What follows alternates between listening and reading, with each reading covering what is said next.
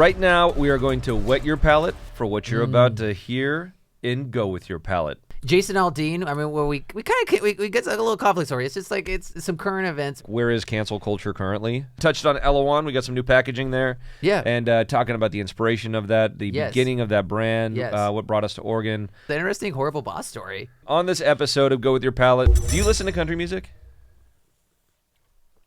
I'm like relying on you to educate me more about it. I enjoy it, but I'm just like not like it wasn't like my kind of. I mean, it tells like good stories and whatever. Typically, I like it. It's about your, the love of your life, losing the love of your life, dogs. Yeah. Just good core kind of American values. Like good stuff, right? Trucks. Right? Yep. Trucks are a big involved in it. I ain't giving up my truck. That's not country though. That's riffraff. Oh. Which, is that a term? Dude, you gotta see this guy. This guy is riffraff. Riffraff. Yeah.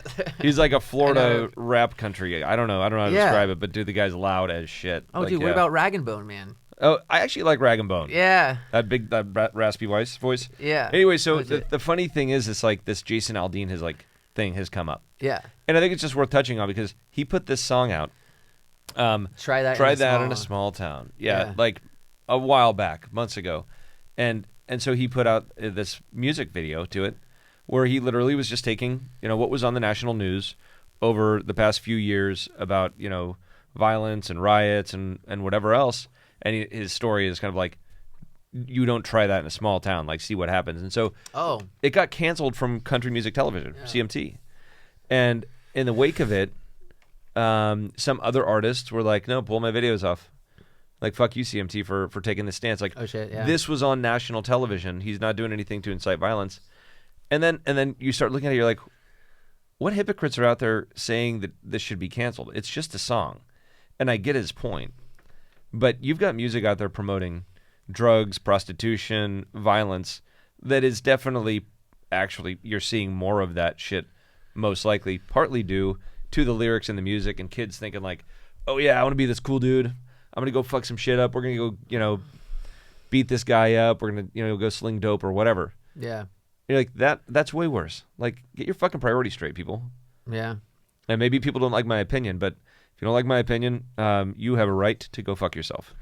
Well, I think it's interesting, but just the chart thing is that, like, even when something like this comes up and you're like, the popularity of the song and like it raises it sends you to the second number 2 on the charts. Do you think that had something to do with it, or do you think the song alone 100% was like or is he a well-known, because country, right? He's like he's like kind of like the new form of country. Like I still like the old school stuff more than anything, but like so he's kind of like a cool younger poppier version of country at times, but like so he's popular. I'd say he's very popular. So but he's it's like I don't know, he's not so yes, I'll go back to your question. Absolutely, the song has been out for a while. It's not like a blockbuster amazing song, but because of all the press, he rose the ranks to like the Billboard number 2 spot because of the press. So it's just funny to think like how something that was intended to be a blow to him, a negative to him, turned out to be a huge boom and success for him. And for that, I'm like, that's what freedom of speech means. Like, you have your opinions. I may not agree with everything, but you know what? He's entitled to that. He can say what he wants and show what he wants.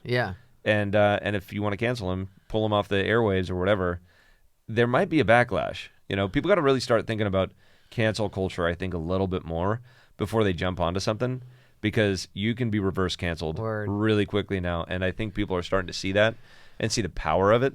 And using social media to counteract it. And so, I've never been a fan of cancel culture. I mean, shit, somebody could probably find something on our podcast and try to cancel me. And oh no, don't put that out there. You can put it out there. Put it out there in the universe. It's okay. We're all entitled to our opinions, and that's part of the dream. No, I want to say, all jokes aside, that's what I love about it, dude. Your podcast is like, hey, we wanted to like cut through pretentiousness. We wanted to have a safe place where we could like not only joke around, but be able to have like exercise free speech. And also, like, I think you've always been open to dialogue. I think you love to have conversations, be like, everyone's going to have their point of view. I want to accept that, bring it into the collective. You know what I mean? And like let's get back to just having discussions about things, and that's how we learn. That's how we grow. I don't think it's when you're getting to a place where you're just like shutting down. To me, that's almost just like if you're in a relationship with someone and they're pulling a silence treatment on you. You know what I mean? Like that's not going to ignorance is not bliss. Yeah, ignorance is not bliss. You got to have the conversations, and there's always a way. This is one thing people don't understand. Always a way to have every conversation and be respectful. Yeah. Every single conversation. Yeah. People might not like hearing what you're saying, but you can do it in a manner that's not like offensive. Yeah. And that's something I think we'll probably bring that into Horrible Bosses sometime, because that's you have those tough conversations, but how do you deliver those so they're meant to be, enriching to a person's life. Yeah. And open up the dialogue. So this actually reminds me. This is a story I was just talking to Rachel about. We were at the Rutherford Grill, which is like a local, great little restaurant. Yeah, we're French dip, man. If you ever get there, please. Best French dip I've ever had. Yeah. Oh, and always they it's part of their system to ask for the horseradish, but like you should just, even if you don't like horseradish, just get the horseradish. Dude, you gotta mix their horseradish in their mashed potatoes. I like how you always have fucking some kind of hack. It's beautiful. I haven't tried that actually. And if you're making horseradish mashed potatoes, and then do you like to? But you're eating that separately. You're not trying to add No, that I to don't a add sandwich. that. No, I know I you don't. do crazy shit like that too. Yeah, I would do that, but that's not. It's so good. And if you do the creamy horseradish instead of the regular, it's even better. But then it depends on your diet. Well, it's like their spinach dip too, where you get the salsa, the sour cream, and the spinach dip. Remember yeah. You pour it all on the plate, makes all that together. Shit. I used to work there, so I mean, that's right. You ate that shit every day. Anyways, go ahead. So Rachel and I, we go out. We get dinner there. This is like, I don't know, 2 years ago or something, a year ago, and so we're sitting outside, and this guy who's sitting by himself, he's starts making conversation, and we're all like go to the conversation, whatever. Yeah. And he starts like just going straight down the anti-Semitic path. Whoa. Like talking shit about the Jews and everything. And my wife is she's Jewish. She was raised Jewish. So, oh, dude, you fuck him up? And but no, because that's not how we are. So, but exactly. We didn't tell the guy that she's Jewish. And so we just open up a conversation. We end up going over and like sitting with him at his table and trying to understand his perspective without ever letting him know that we're just trying to like be a little undercover, like try to extrapolate some more information. How extreme is anti-Semitism? Like I don't know what level it is, because I think a lot of people keep that close to their chest. Just like typically racism. Yeah. People will talk about it behind closed doors about how they feel about certain people of different races, but they're like, oh no, I'm not going to bring that out. It's like, first of all, you should never, like, a person is a person. That's how I feel. But trying to understand it from a person who actually has like a deep level of hate for a certain group of people. Yeah. It was a really interesting conversation with him, and we left it realizing that we still have a problem. What was his name? I don't remember his name, but he had some crazy thoughts.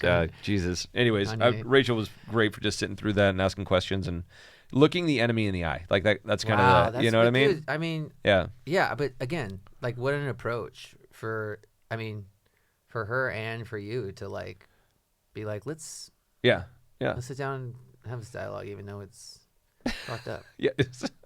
Anyways, I will say that we made no success with changing the guy's mind. Like, there was something very deeply rooted in his mind about that the Jewish people are taking advantage of the economy, like all this stuff, and it was just like, dude, like and you could have conversations about free will, hard work, and whatever, and it's like he, in a way, was making himself out to be a victim. And his blame resided solely on the shoulders of the Jewish people. And it's like, maybe, buddy, it was your fault that you didn't become successful because you have so much hate. Yeah. And you can't get over it. Like, I don't know what your problem is, but you got one. Yeah.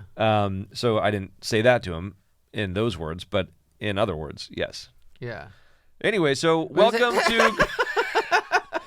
That was a good... We got deep. That was a good hard open right there. Jeez. Welcome to Go With Your Palate. Got another episode. Chris Rubio, Fat Mario, myself, Joe Wagner, and we are talking about a bunch of stuff today, but it more or less pertains to wine, entrepreneurship, and whatever the fuck else. Look at this, man.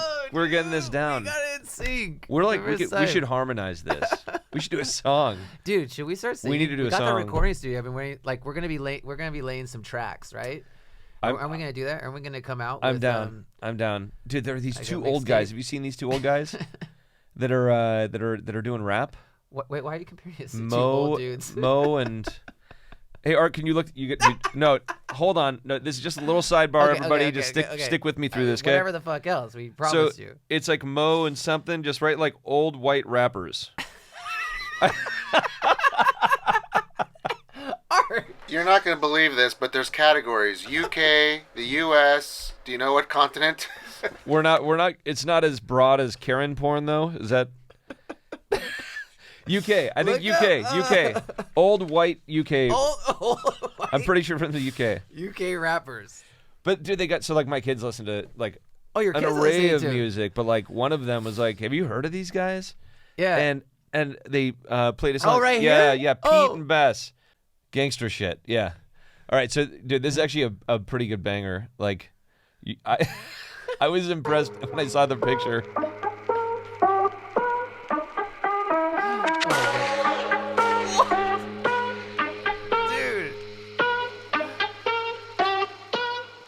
And it's not banging on the chick cause I'm a gangster bitch. I'm gang banging on the strip on some gangster shit.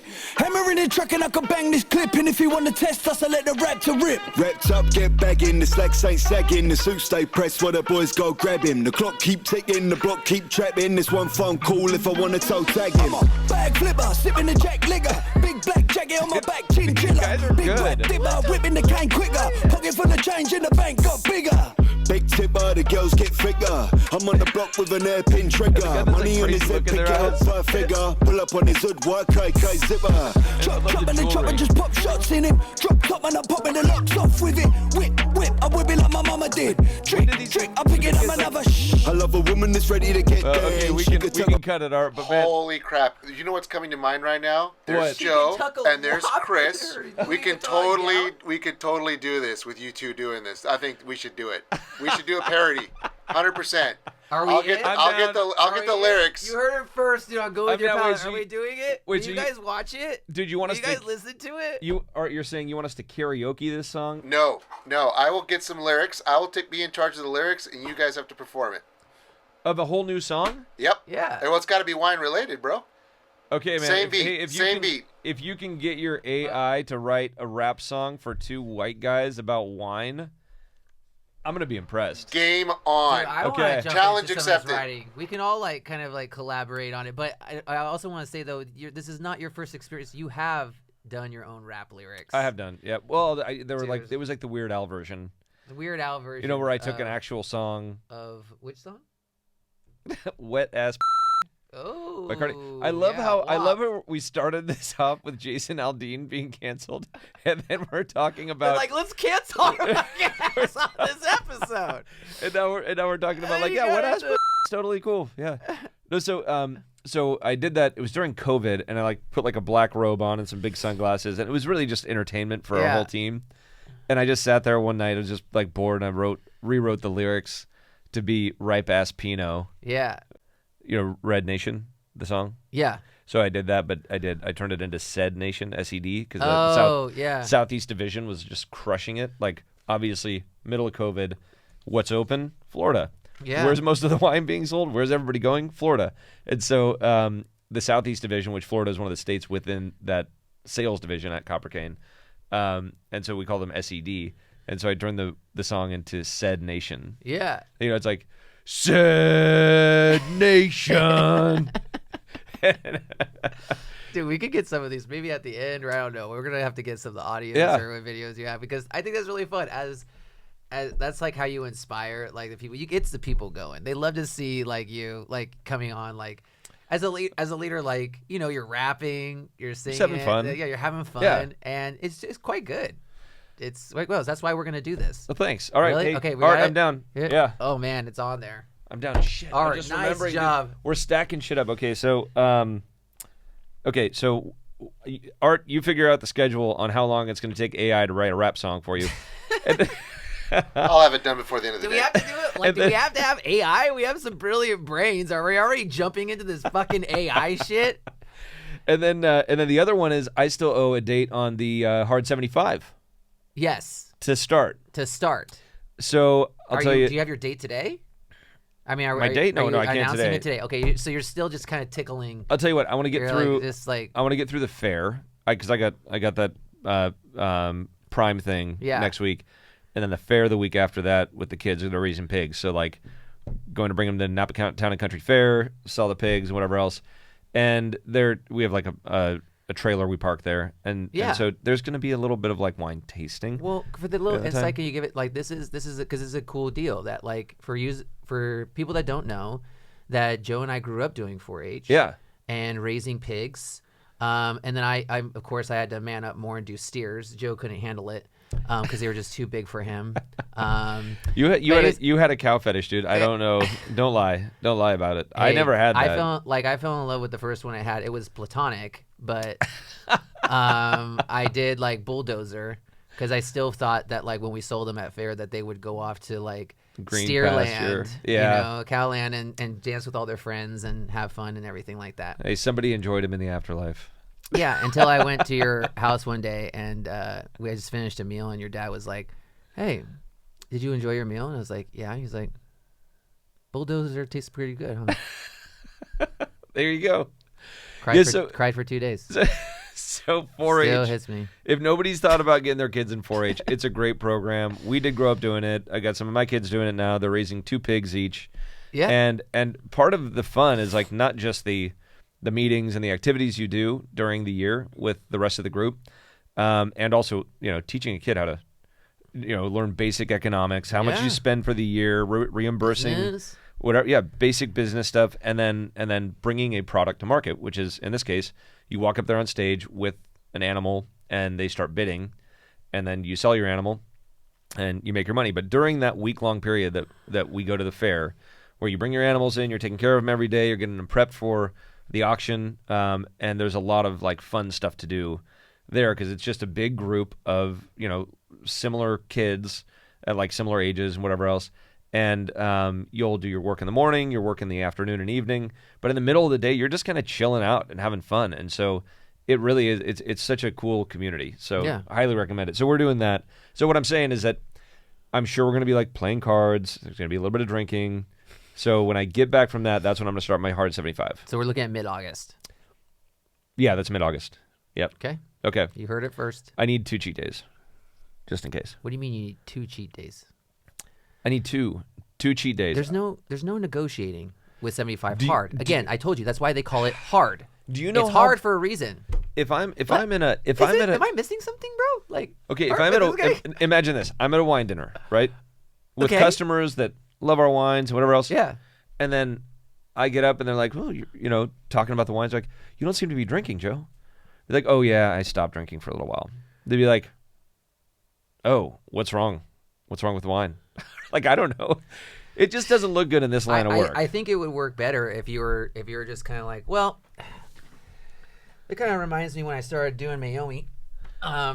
Sorry, I'm just I'm doing hard 75, and I got to do this for 45 minutes because I'm not gonna miss that second workout today. I already did my other one outside this morning.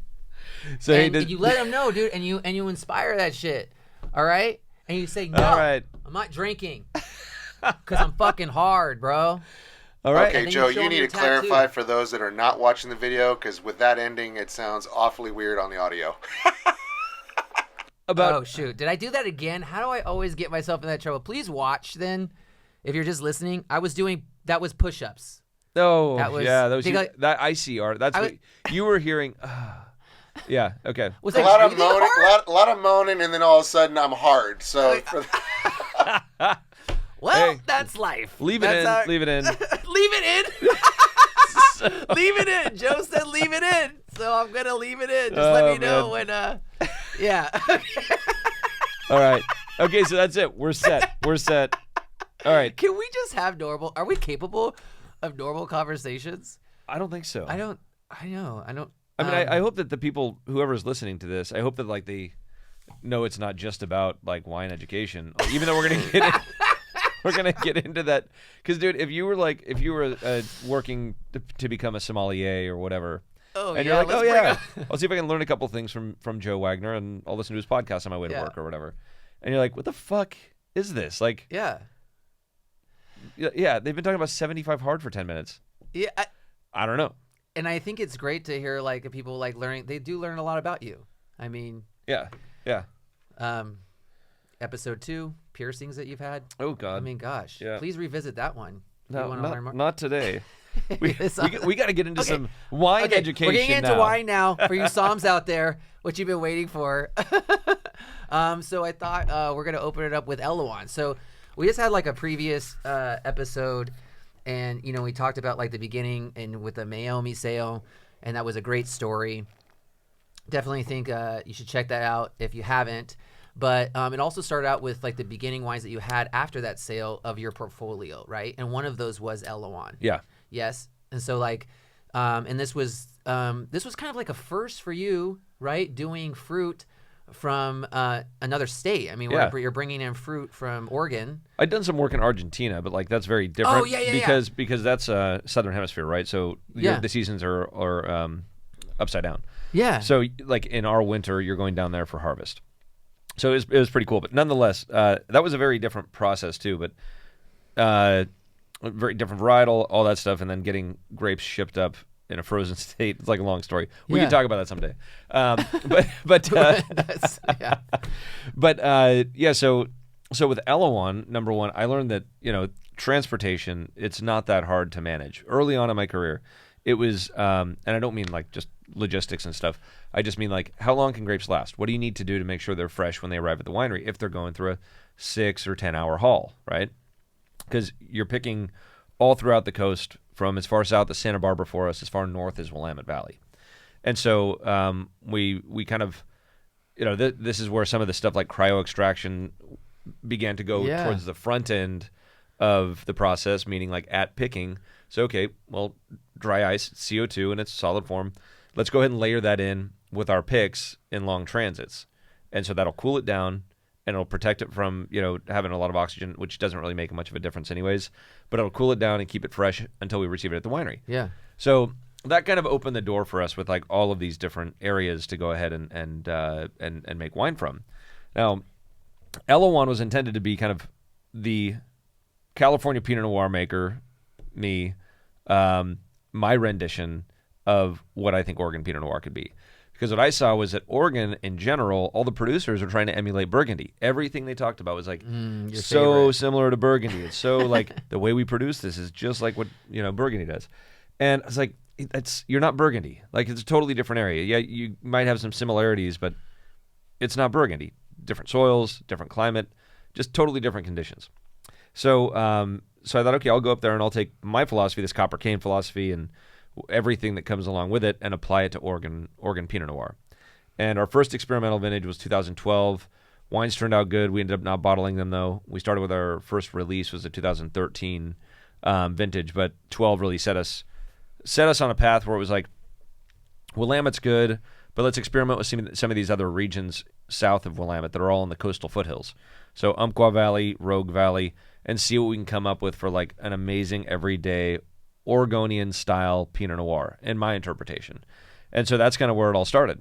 And one thing we saw as a big difference was Elouan means good light, and in an old dialect of Breton.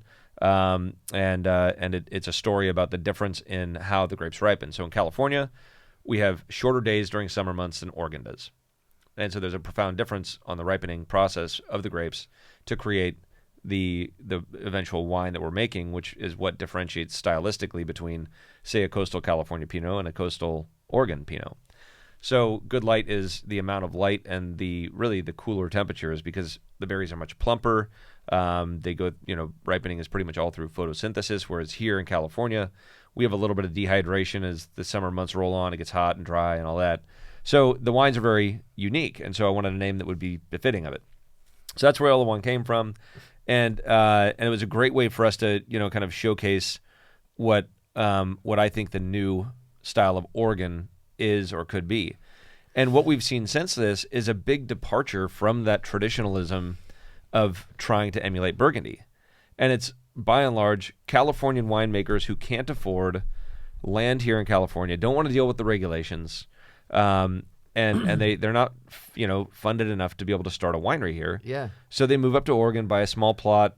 They build a small winery and begin their own career as an independent producer. Rather, so it's like if I'm a winemaker hired by one of the big companies and I'm saving up, and I'm like, man, I'd really like to have my own winery someday, but I just can't make ends meet here in California.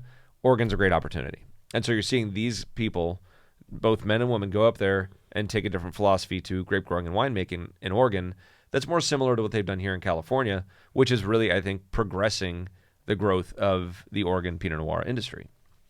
So that's cool. I'm glad to be a part of that. Yeah. So Elouan, well, you see here, so this is one thing that it's kind of coming a little early. We haven't launched this yet. We're just about to, probably in the next month or so. Oh, yeah, the new pack, because I loved this old Elouan pack. I mean, it was kind of like Art Deco. I've always loved Art Deco architecture. So designed this to try to, be simple but very pleasant and have a unique shape that would kind of pop off the shelf amongst the plethora of normal, square brands out there. But it didn't tell the story of what Elouan means, which is good light. And so started designing and wanted to showcase the coastal foothills of Oregon, which is this kind of like bronze line here, and then putting rays of light coming out from behind that sun. And I think that overall it turned into such an elegant package, something that still does, really pop off the shelf. People are curious about it. We screen printed all these rays on, so it's a very kind of like, it differentiates itself on the shelf and on the table very much. But more importantly, it tells the story. So transitioning over to that kind of right now as we speak, should be out in the next month or so. But man, really a fun project. And that's cool because you get like a sneak peek at this podcast of the new packaging. I think another thing that's unique about that is, and I might have some footage that I could actually might be able to add in, where I was like coming in and I think you were working on some spirits projects, but there was also, I got a glimpse of you working on this project before you even released it. And this is another cool thing I've always mentioned is you're very hands-on with the packaging, and you have like your room that we call the dungeon. Yeah. And it's like this fucking dark room with like a red velvet couch. Yep. Did you say that like your grandma gave that to you? My grandma gave me the couch. That's your story? I got it reupholstered. Yeah, I bet you did. It was like throw up green. It was not a good looking couch. Oh, it was? Yeah. Oh, it wasn't originally red. No. Throw up green. No, it was, but dude, I'm not kidding. That couch Yeah. was, when she gave it to me, she still had the vinyl coverings on it. Oh, the 50s. 50s, 60s, kind yeah. of thing, right? Yeah. And so I got it reupholstered to red velvet because like the woodwork on it was beautiful. And it's so nice. I didn't have a place to put it, and I wanted it somewhere safe. So I put it in the packaging dungeon. Yeah, and it's cool, but this is like your place, and I remember seeing this bottle, and like you were just doing it. You were using, I don't even know if it was whiteout or like pen. I was using a white paint pen. White paint pen. Yeah. And you were like drawing this all out, and then it's like cool to see it come to fruition and see what it like turns into. But also just I think it's kind of neat to know that you're like how involved you are into those projects. And also I just want to say like, because this is interesting, and we can get back into the Elouan story is great. But just on a packaging note too, is when you do a change like this, what can sometimes, I think it is interesting to know like what sometimes can spawn that, because I feel like now we're getting, you already explained that this is like expressing more of what Elouan means. Yeah. But I also think that Elouan got a little sexy. Elouan kind of like, like this sexed it up a little bit. Oh yeah. Oh definitely. I've been seeing some more of some of the new kind of yeah, like look at the rosé, but I also been seeing maybe some of the new things that are going to be coming out expressing Elouan's sexuality. If you know what I'm saying, I'm not trying to give too much away because I got the inside at the sales meeting, but you know, got the inside. Yeah, so it is a depiction of what good light can look like on the not just wine but also human form. Thank you. Oh yeah. Okay, so that's that. God, you're so good. So that's kind of the theme of this, and the package is sexy. It's actually a little sultry, I think. Like that just kind of stark black, white, bronze kind of play, and conveying the good light. But yeah, the material that's going to come along with it, which you'll probably see on social media and ads and whatever else, it looks good. I like it. It looks really good. I just want to say it's sexy. It's giving me like this nice kind of sexual at Adam and Eve, like coming from the woods, like nature, like the way it should have been. Like, where's that forbidden fruit? I don't know. I mean, I don't know if it's religion. That's just me. Elouan is the forbidden fruit. Is. Oh. Ooh, Garden of Eden. Oh yeah, we're getting it. So I also think so. It's interesting to know that. So this operation of what was it like going into Oregon, being like a Cali kid? Did you get any stuff like that? Like, you know what I mean? From producers. Where people like, what's up? From producers, yes. Yeah. But I wasn't dealing with producers. Yeah. So like all the other winemakers up there, wineries up there. There's a funny thing up in Oregon where it's like even if you're a transplant, like you came from California and moved up there. Yeah. Oftentimes the producers are like, they immediately become Oregon. And like, what the fuck are you doing up here? And you're like, dude, you moved here like 3 years ago from California. And they're like, yeah, well, I'm Oregonian now. Okay. So you just got like you got a feather in your hat? Now you're like holier than thou? Yeah. Anyways, it is kind of funny. You do get that vibe from both the old and the new school up there on the producer side. But the grower side, they're awesome. And that's like who we generally deal with. Oh yeah. Is people that are in the actual agricultural part of it. And so they're like, yeah, just like they love it. They think it's, us bringing Oregon to, a broader market, bringing it, up a level, I think, and showcasing, broader than just Willamette Valley. That's the other thing about Oregon that's interesting is that they have some groups up there that are paid by the growers and producers. So it's almost like a tax, but you have to pay into this fund that goes to promoting Oregon wines throughout the nation and the world. Yeah. The problem is that is controlled by people in the Willamette Valley, and so you don't have any marketing dollars going anywhere for the guys in the South, and so those guys, when they say like, oh, you want to talk about Umpqua and Rogue Valley, yeah, just on the same level as Willamette, I'm like, yeah, there's no reason for these areas to not be showcased to the same level as Willamette. Yeah, they've just over-marketed the hell out of Willamette. Now Willamette's still great, but Rogue Valley is like, I would say the best wines are coming out of Rogue, personally, Pinot Noir wise. Yeah. So yeah, they're all like ecstatic about it. Willamette, same thing. Growers are all in big support of us. And it's funny being on we're on the saddle of it. So we're involved up there from the grape and vine side, but we make all of our wines here in California because I have this, one team, one dream. And I'm not in the business of creating these estates everywhere. Like I'm not a proprietor, right? I want to be a winemaker and a grape grower. And so if I started setting up shop and we're going to have a Oregon winery with a tasting room or whatever else, we're going to have a Sonoma winery with a tasting room focusing on whatever, one in Monterey. Like if we started doing that, then all of a sudden I'm a proprietor. Yeah. There's no way in hell I can be involved in making all those wines. Exactly. Nor could the core team that we have in making wines. And these are the guys and girls that I trust with my life and them knowing if I got to go on a trip somewhere like a sales trip, they've got it done. They're your ride or die. Yeah. I don't need to worry about them at all. They're we got a phenomenal team.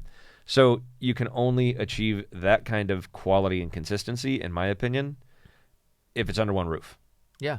And so that's where part of our philosophy differentiates, I think, from a lot of people, where most people think of it like, why would you want to, don't you lose the sense of place? It's like, no, the grapes are still carrying that sense of place. Yeah. It's our involvement, our winemaking that is supposed to convey that sense of place into the bottle eventually. Yeah. And so that's what we do. That's our philosophy, and we're sticking to it. Yeah. I think it's a great philosophy, and it's complete transparency. Yeah. And I think it makes total sense. That how dedicated you are to the process, and you're not gonna falsify or fake some shit and be like, okay, you want me to buy a quote unquote winery in Oregon so I can say that it's made there and that I'm doing it there, and like you said, just or then it's like I hire somebody to actually be the lead in winemaking, and are they going to be doing the same thing that we would be doing at our main base of operations? That's again one of the benefits I think of being a kind of a small family owned and operated company. Yeah, we're able to actually do that. Yeah. And in other cases, it's like, nope, you got this massive production facility over here. You got this little high end luxury facility over there, And it's just like managing properties. You're not involved. You like to have your hands in everything. I think that was like also. I do. We had this joke going around like internally too, because here's one of those guys, like it could be like a bucket full of like grapes going through like cryo or like fermentation or like manure on the ground or any kind of dirt. You're always just there. Like you'll just like come in. You're like, what do we got here? And it's just like in your hands. And I always get a kick of when we're doing dirt to bottle experiences or tours and stuff like that. You're just always art. Am I right? You know, even wax. We got fucking videos of this dude sticking his hand in waxing himself and stuff. He wants to feel it. He just wants to feel it. You're a salt of the earth. So I do love being hands-on. Well, you were talking about packaging. That's all like. And I just do the there. arts and crafts part of it. Yeah. And then Rick brings it to life in a computer. Yeah, and he's so awesome. that we can actually get it to like the printer, and he's doing awesome. We should have him as a guest. We will actually. I think that's a great idea because it goes back to the one team, one dream. Yeah. And the people of the team that make it all happen. And then, so what was the idea behind the varietals? So you have like the Pinot Noir that you do outside of there. You have the Rosé and you have the Chardonnay. Yeah. So we started off with Pinot Noir, right? And then felt really good about that. Wanted to start experimenting with other stuff up there because I really do love that whole coastline of Oregon. It's gorgeous, and it's a ton of fun. I mean, there's so much outdoor stuff to do.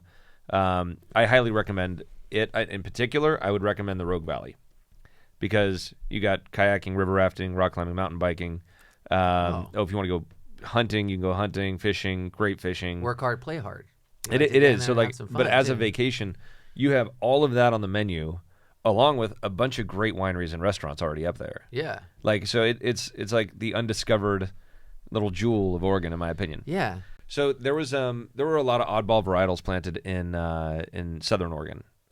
Just like prior to them starting Pinot Noir, they had Syrah, Grenache. They're not oddball varietals, but like ones that don't necessarily fit there perfectly. That's what I was gonna. Yeah. Okay. Yeah, but they also had Merlot and just kind of like anything but Pinot Noir because they thought, well, Willamette dominates Pinot Noir. See, that's why I'm glad you're talking about them, man. Poor guys. They're getting it. They're like this redhead stepchild of the state. That's what it was. Can't say that anymore.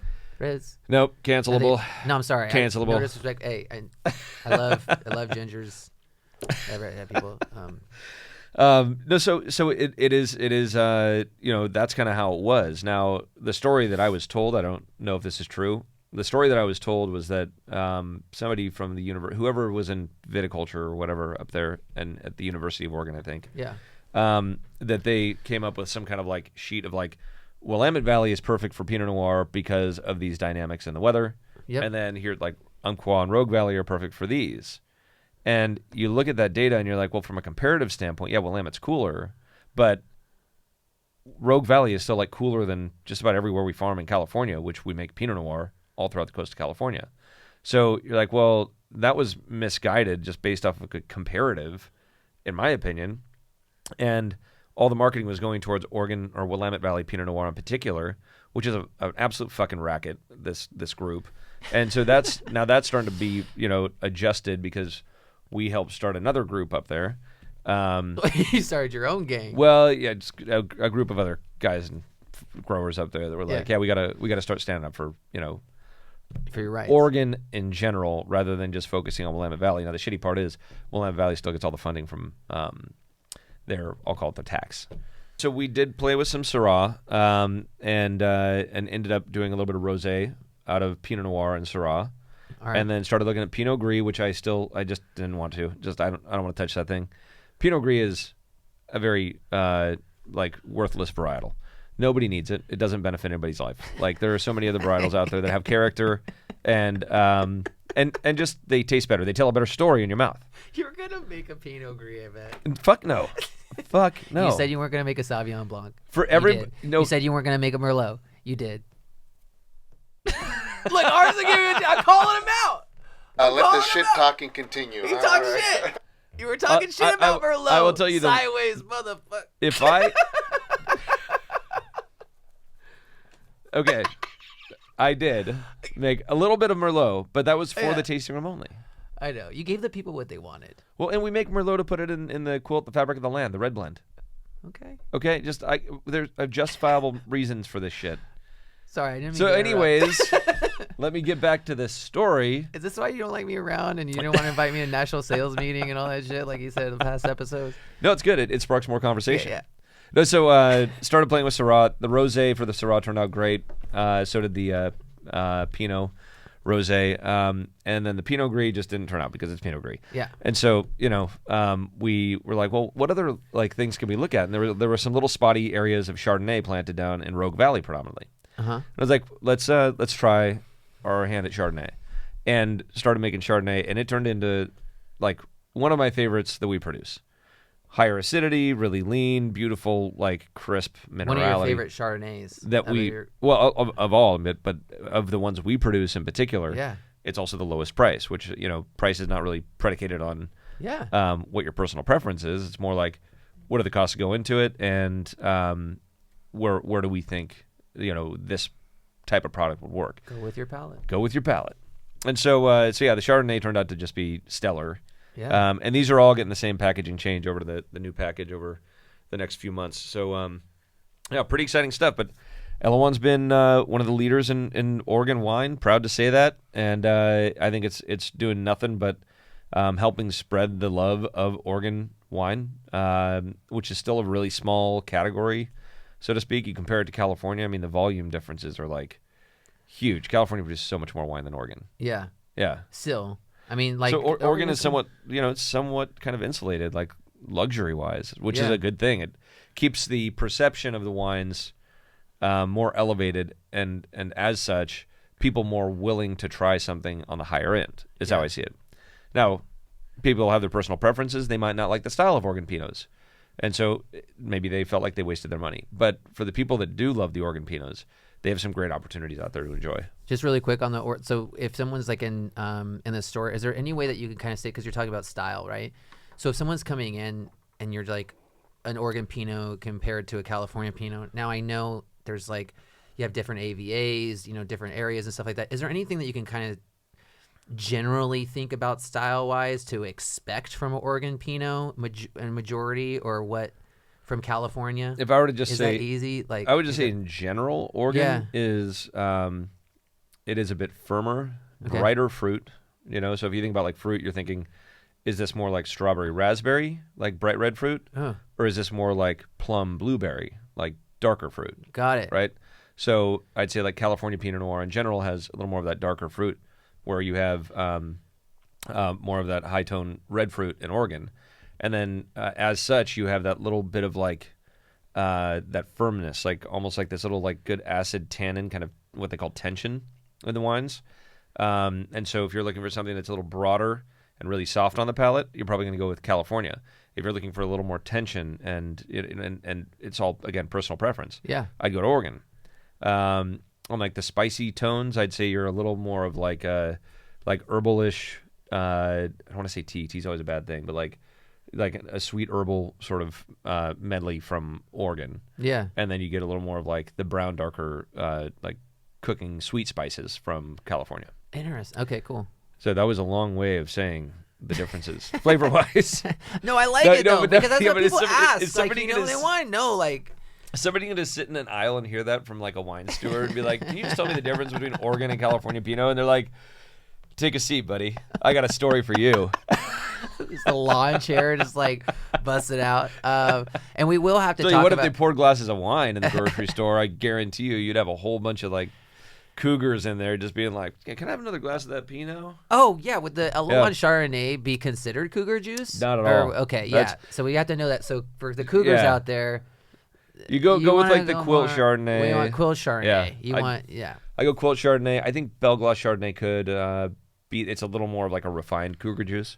Sabertooth? No. Juice? No, that's just older. That's aged Cougar juice. Like a more fine, like a Liger? Like a Liger. Yeah. Like, okay, so like little side note. So we were just talking about direct to consumer wines out of the tasting room, right? Yeah. These like little lots we do, little fun. Kind of sometimes BS, but it turns into something cool. Like we're just experimenting. Yeah, it's pretty much like the whole concept. so we'll be releasing under Quilt just for the tasting room. Like we don't know the name yet, but we're thinking it's Uber Cougar. It's going to be a Chardonnay like fully blown out, just fucking like knock your socks off. Super rich, super oaky. Cougar. Not my favorite style of Chardonnay personally, but You know, if you're gonna do it fucking big. Yeah. Because there's people out there who like it. So yeah, I'd say Elouan is like the antithesis of what we would do for Cougar juice. But it's really driven by the site, and so it is like, try that wine with food. That's the thing. Like you can enjoy. I'd say you're more likely to enjoy a California, richer, bigger style of, say, Chardonnay or Pinot Noir, as like if you just had a glass of it and nothing to eat. Yeah. Now, it's still going to be great with something to eat, but when you have a glass of, say, Oregon Pinot Noir without anything to eat, it's not going to show as well, I think. Then you have it with something to eat, then it's like knock your socks off. It's weird. But it's the acidity, I think, in the wines from up there.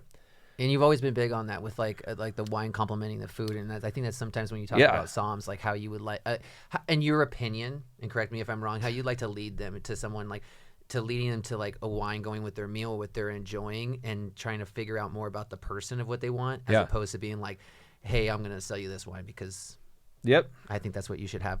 But I just want to say, if you do the Uber Cougar. See, this is the problem with it. Uber Cougar. Say it 3 times. Uber Cougar. Uber Cougar. Uber Cougar. Did I do it? Uber Cougar. You just sounded Uber German. Uber Cougar. Uber Cougar. Uber Cougar. Uber Cougar. Uber Cougar. Is that working? Oh, man. Anyways, I think you should collaborate with Uber. Picture this. You're collaborating with Uber, and it's like when you get a wine, then you also get a free credit to Uber. And it could be like, hey, Cougars, get real crazy tonight, and you get your Uber, Cougar. That is a great idea, actually. You know? Yeah. Yeah. And it's like, be safe.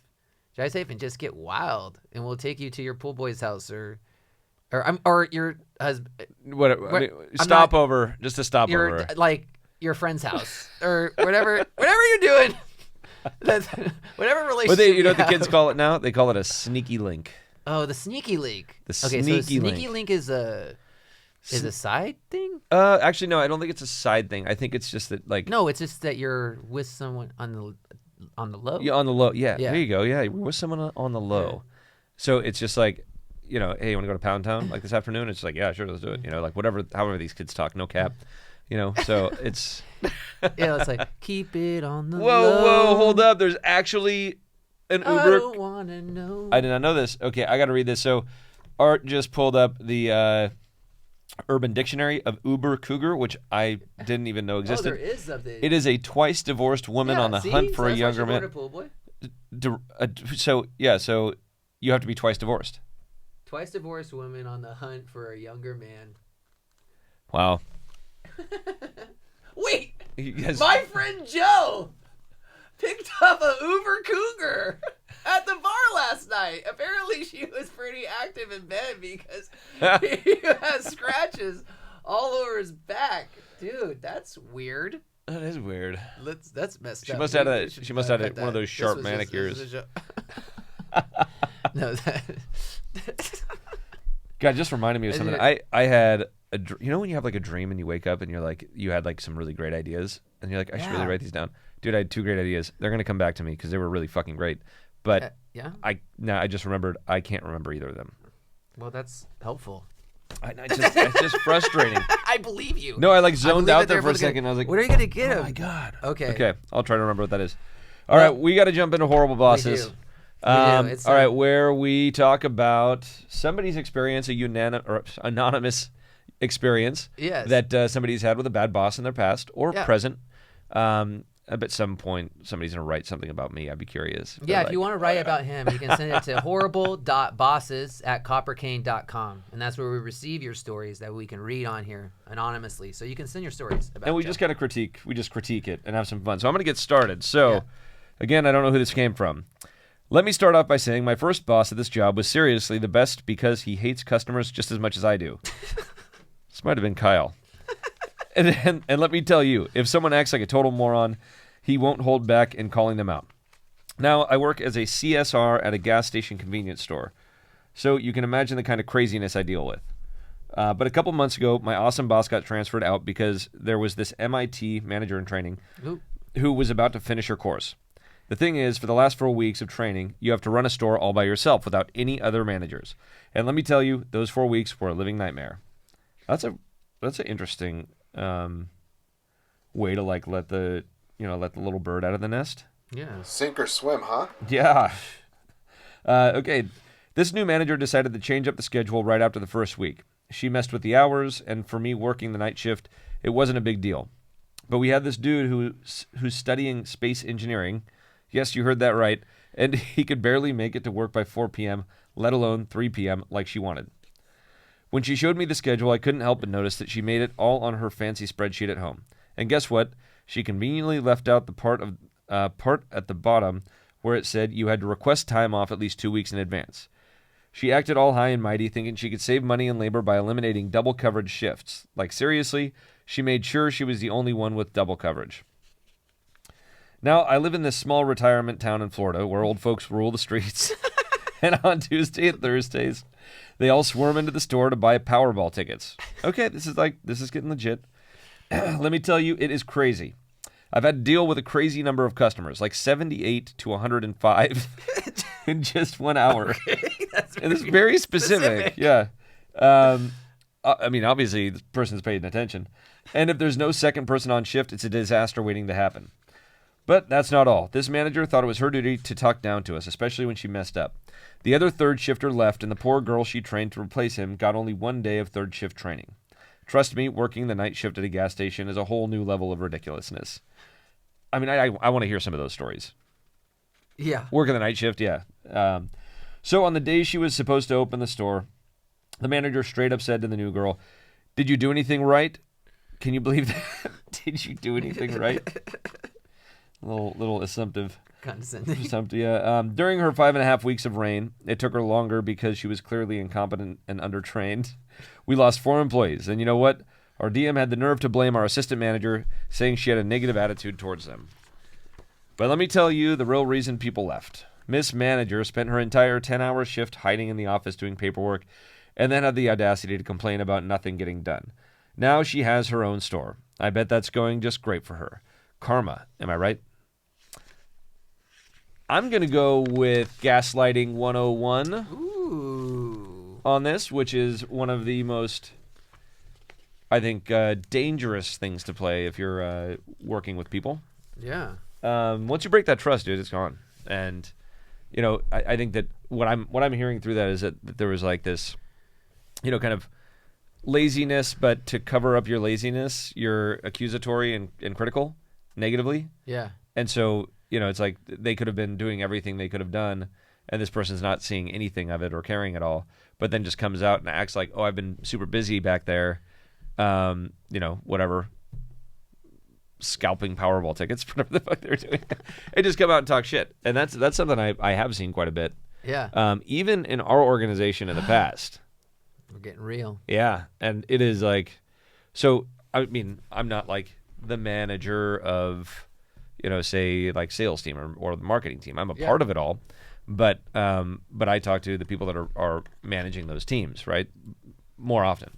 But I have seen, and right now we got a great team, so like all good. But every once in a while you get a shitty hire, and if you're not watching what's going on, you'll see like it's and this is one of the harder ones to find, is that kind of abuse, where it breaks down the culture and the morale really quickly. Yeah. So because people are questioning themselves, they're angry and resentful, and like it just dilutes everything down to, not knowing what the hell they are doing right and believing the bullshit.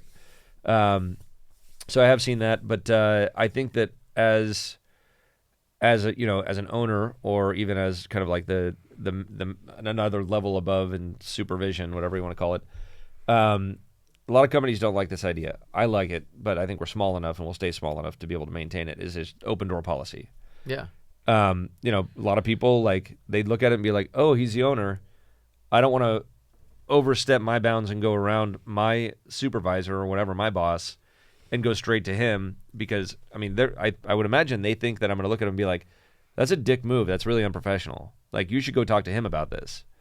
And I foster it, and it's something I've fostered since I was in like managing vineyards, and just knowing what's going on and letting everybody that's on whatever team it is know you can come in and air your laundry, and at minimum we'll take note of it and look into it.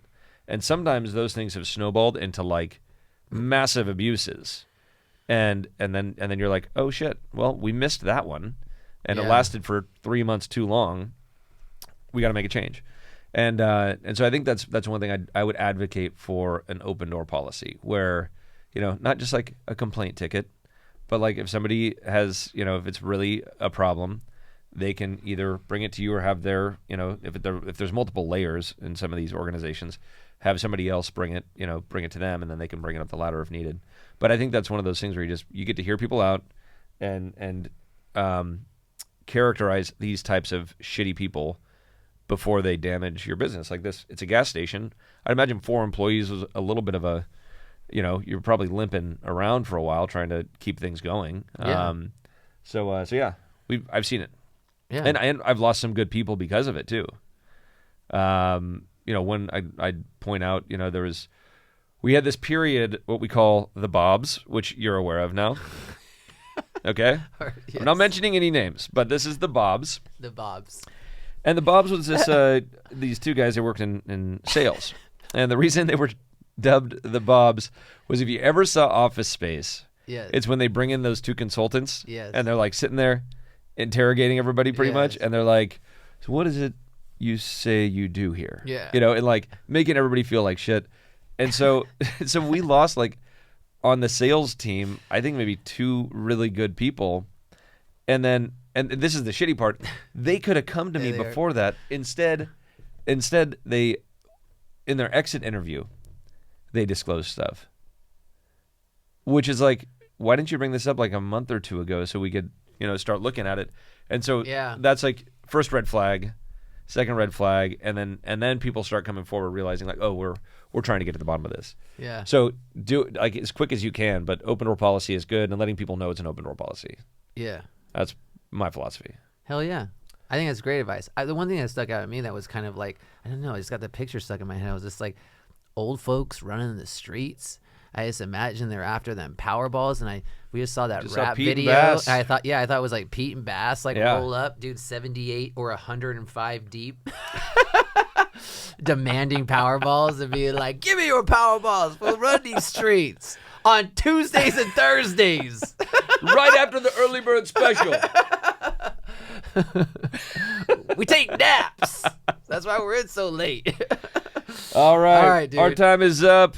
Nice work. Yeah, nice work. Thanks bro. for coming in, listening, watching, whatever it is. Go with your palate. Do it. Keep it up. Let us know what you guys want. Subscribe, share, and yes, and give us your feedback. As you said, we started this whole wet your palate thing just because of hearing your feedback. Exactly. So yeah. we listen. We do. We do. All right. Thank you. All right. Peace.